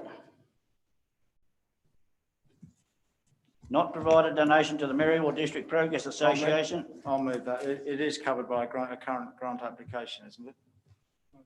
Jackie's still there. She's gone. What was that question, Councillor Fisher? There's an active grant application coming, isn't it? Or there's one in the process of being put together. Mr Mayor, it hasn't been put together yet. We're waiting for round 9 of the Resources for Regions to come, but once that does come up, the intent is that we'll apply for it in that round. That's the more suitable. Sorry, I should be standing. That's a more suitable avenue for funding. Look, I think it's just a comment. I think it's a great idea if they could possibly get some grant funding. I think I'm certainly going to back it. Councillor Campbell. Yeah, look, I'm happy to second that, especially it's from my area. However, the fact of the matter is, I believe that a proper study should be done, because this is going to mean something really big for Merriwalk if it can proceed, but also for our shire, because it'll be located on the Golden Highway, which brings, and also the New England Highway. So in other words, it can come down, especially when MR358 is fixed, all that wall that will come down out of the north and come to Merriwalk will be really good. And so I'm happy to defer that, and I think I'm looking forward to putting forward the grant for in the round 9 that we're speaking about. So I'm happy with that. Thank you. Who was that moving now, by the way? Councillor Fisher, and the second was Councillor Campbell, was it? Okay, back to questions, comments, I'm sorry. Thank you. I just want clarification. So not providing a donation, what if they don't get the grant? I'm a bit worried the grant application is always so risky and they could be left without anything. Mr. GM. It's always a risk, Mr. Mayor, through you. It's always a risk with these grant applications. We were successful with Resources for Regions Round 8 in getting 3 $50,000 each feasibility studies, one for White Park, one for Bill Rose and one for Campbell's Corner. The Resources for Region funding is specifically targeted at doing these type of studies for these type of developments. We believe at this stage that it'd be a prime candidate and would be very highly likely to get funding. We also believe that the $50,000 figure that they like to see for these types of studies and the funding that comes with it is more likely to get a robust study done than the $6,000 study that we would get under the current proposal. Just for further clarification, have we talked to the Merriwell Progress through you, Mr. Mayor, the Merriwell Progress Association about that? Do they understand what our strategy is? Through you, Mr. Mayor, yes. Steve Gallen from the Progress Association has been advised of that through our grants officer. I know he understands that that's possibly the better way to go. I don't know whether anyone has also had any contact with them, but certainly our grants officer has. Okay, no further questions. All in favour? Aye. Against? Carried. Okay, Councillor Watts back in. Now, all them were in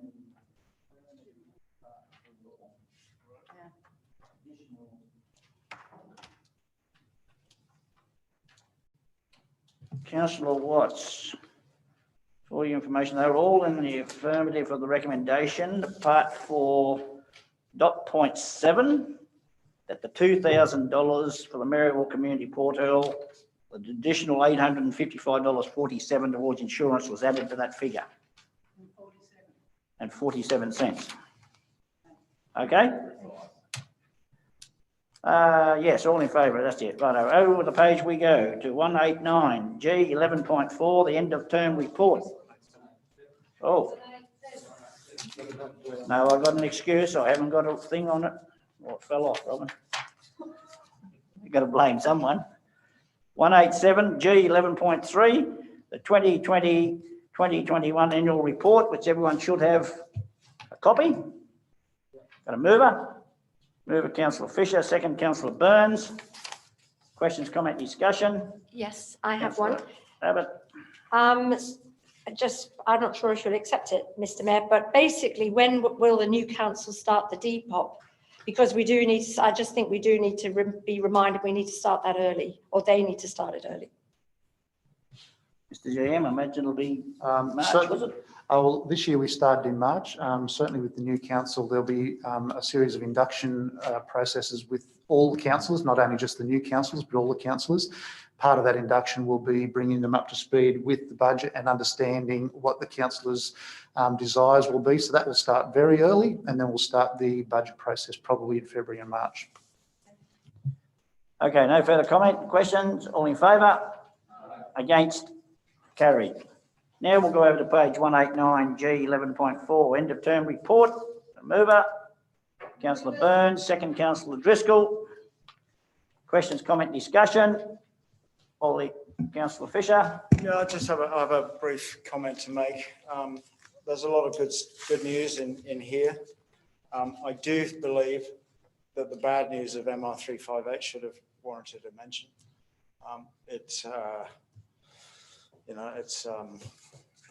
You've got to take the rough with the smooth and acknowledge where things haven't gone well. I think council could probably be quite proud of how it reacted to that and the changes that have been made subsequently. But to not mention MR358 was, in my view, a mistake. Thank you, Councillor Fisher. Any other questions, comment, discussion? All in favour? Against? Carried. Over to page 192, G 11.5. Mr. Jim, you'd like to speak to this before we put the motion? Or you're quite happy? I can do very briefly. Councillors, we don't have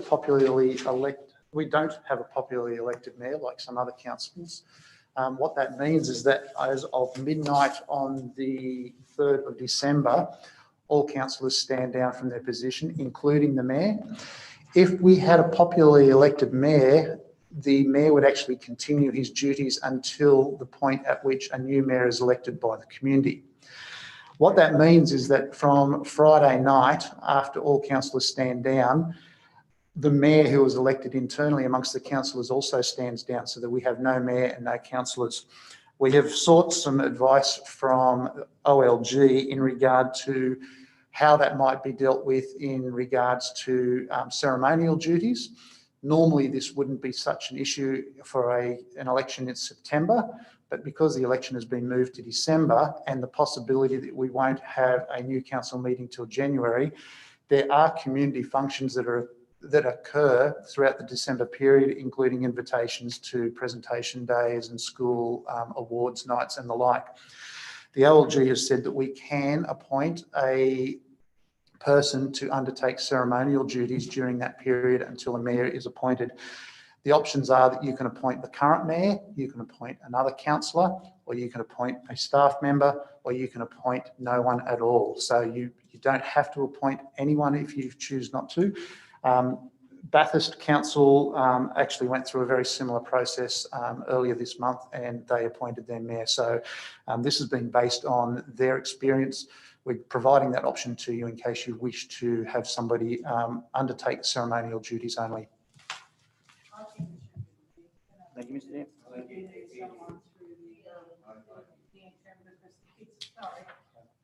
Because the kids do miss out if they haven't got someone representing them, and I'd be happy to support that. That's fine. So move, Councillor Watts, second, Councillor Campbell. Yeah, I agree. Just a comment on that. Our emergency services meeting we had this morning, re the flood, Mr. GM. That'll give me the right then to sit on that, will it? Yeah, you're attending in your position as mayor at the moment. Thank you. All in favour? Councillor Abbott. Yes, I'd just like to say, but because we don't have a popularly elected mayor, that's quite interesting, the second paragraph from the Office of Local Government, giving the possibility the outgoing mayor may not be re-elected at the election and may therefore cease to be accountable to council and community. Council should refrain from making any delegations to the outgoing mayor. So as we don't, council. Oh, and I also just want to mention the word industry. We're not an industry. That's just on the very last line. We're not an industry. And I'd just like to mention that the mayor is a councillor and a first among equals. So actually, I believe that his term should finish when our term finishes. And that if I were to be asked what I would do, I would suggest the general manager take the role on. So those are my views. Thank you. We've got a mover and we've got a seconder. So we'll put the vote up. Those in favour of the recommendation? Show of hands. Against? Councillor Abbott. Motion's carried. Over to page 196, G 11.6, the Community Strategic Plan, Community Engagement Strategy. Got a mover Councillor Campbell. Seconder, Councillor Driscoll. All in favour? Questions, comment, discussion? Councillor Abbott. Thank you. Again, this is an item I'd like recorded in the minutes that I would have wished that it was deferred to the commencement of the new term for the new council, because I think the new council will have their own views and ideas for an engagement strategy, and they shouldn't be burdened with the outgoing council's idea of an engagement strategy. Thank you. Thank you. I support those views. We've got a move and we've got a seconder, so we'll put the motion. I'd just like to speak. Look, I think we need this to have this in place so that we can modify that when the new council comes in. But it's very important that we have a strategic plan and community engagement. Get that started as soon as we can, and then the community can start to tell us exactly any change that we need. But we need to get this done and get it done as quickly as possible. Mr. GM. Yes, Mr. Mayor, just draw the council's attention to the background and the last sentence. The CSP is to be informed by the community and requires the adoption of a community engagement strategy by the 30th of November. It is a requirement that this council actually adopts it before that date. So I take on board the two councillors' comments. Just would have been nice last month.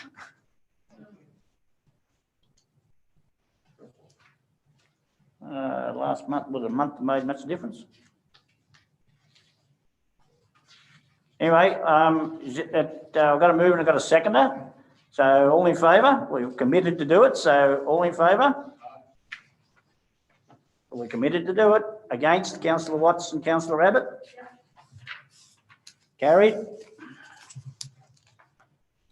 That would be one if we didn't pass, we may be in trouble. Okay, councillors, over to page 213. Is that the case? We would be in trouble? Well, it says we must do it by the 30th of November 2021, so motion's carried. Page 213, G 11.7, Code of Conduct Complaints Strategic Report. Mover, Councillor Fisher. Second, Councillor Driscoll. Any questions, comment, discussion? All in favour? Against? Carried. Over to page 219, G 11.9, School Achievements in Creative Arts Excellence Award. Move, Councillor Fisher. Second, Councillor Burns. Questions, comment, discussion? All in favour? Against? Carried. Page 222, Policies for Review, Corporate Services. Got a mover? So I just want to Councillor mention, Fisher. there is a funny smell. Yeah. I'm very hot.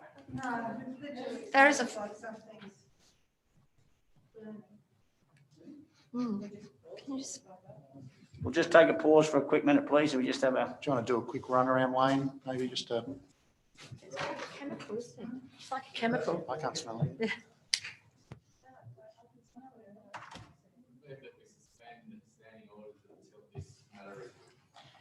And a second up. Councillor Watts, in favour? Against? Council adjourned for 10 minutes until this is sorted.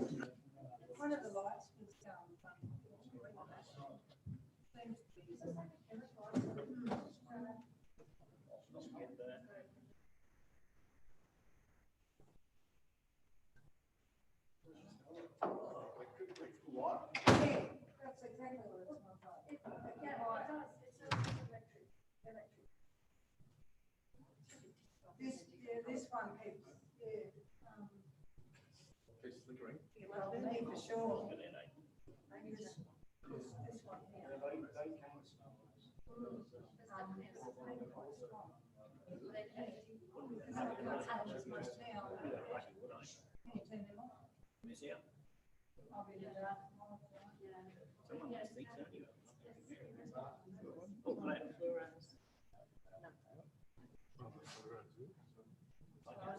Okay, let's get them back in. Yeah, just turn them off.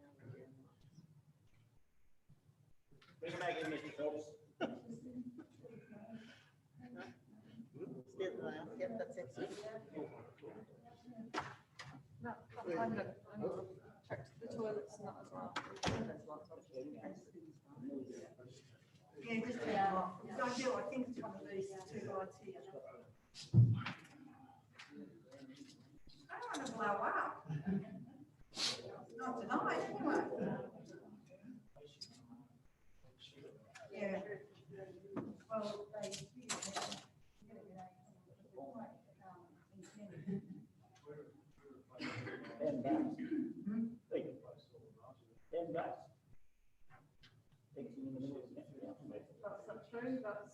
You told me. Yeah, I've got some, yeah. We've got some at home. That's it. They're very dry.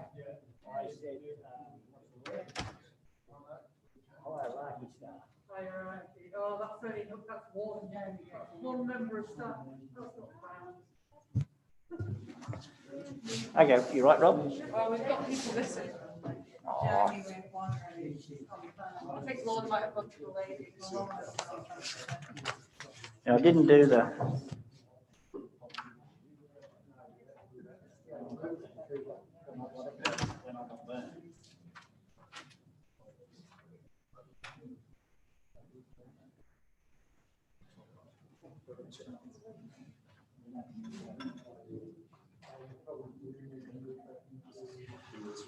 What?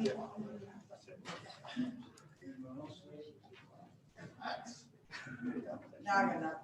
No, we're finished. Thanks. Okay, thank you, councillors. For those who are concerned, there's nothing to be alarmed about. Well, we're going to continue on. So someone like to move you back in, please? So moved that we go back into standing orders. I don't know how you'd say that. Got a seconder? Second, Councillor Fisher. All in favour? Against?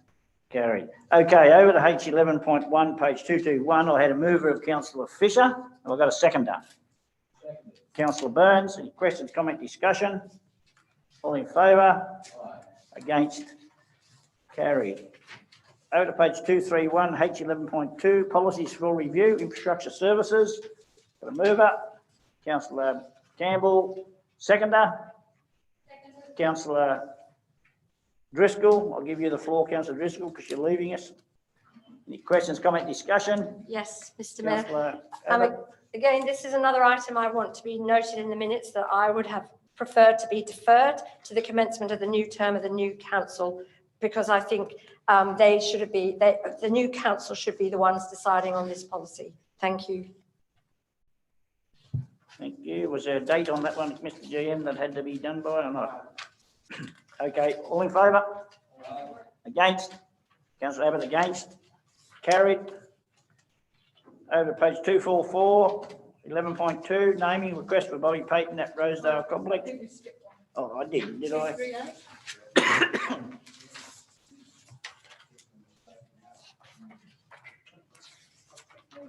I've lost my tag again. Okay, results of consultation regarding off-street. I'll move it. Move. Question. Councillor Watts. Got a seconder? Councillor Watts. I'm just wondering, has it been costed at any time to make the road accessible and gates? Or have the street, or will the street be asked about that in consultation? Through you, Mr. Chair, the question was just whether the street should be open to the public or not. We have not costed gates, but happy to do that if you wish. Another question, Mr. Mayor, but if we put gates in, we would have to make the road accessible, wouldn't we? I would recommend it is a public asset, therefore it should be accessible to all members of the public, not select people. I would like to, depends on what other councillors think, I would like to see a costing on it, and it could be a second road out if need be.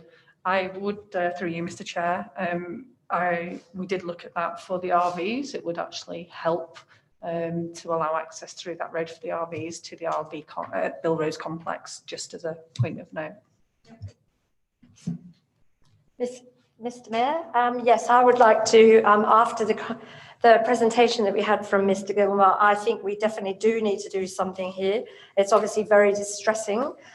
So that would be good if it can be looked at if we can come up with something that the people who live down there and are happy with. We definitely need to do something because it's been causing a lot of stress. Thank you. Mr. Mayor, can I make a second point to the recommendation that I moved? Yes, I will. Okay, the council note this report, just to that full stop.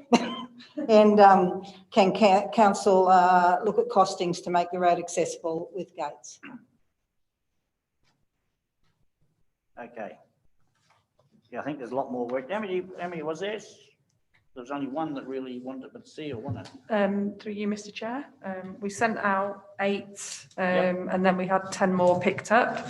We only got a few responses. Only one wanted to open with the caveat that the road should be sealed. If it was not going to be sealed, then they did not want it opened. As did the other respondents. None of them wanted it open. They preferred to keep it closed. Anyway, okay, so we're just going back to the original recommendation at this stage, that's correct?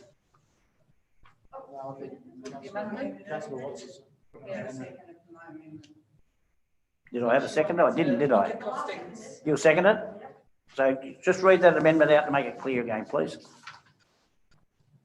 The council note the report of the opening of Arthur Street, and for point number 2, look at for it to be costed to make the road accessible with gates. Yep, okay. Move Councillor Watts, second Councillor Abbott. All in favour? Against? Carried. Now we'll go over to 244. The naming request of Bobby Payton at Rosedale Complex. Move councillor Watts, second councillor Campbell. Questions, comment, discussion. All in favour? Against? Carried. Okay, we've done that one. Done that one. Over to page 250. Councillor questions with notice. Councillor Watts, where?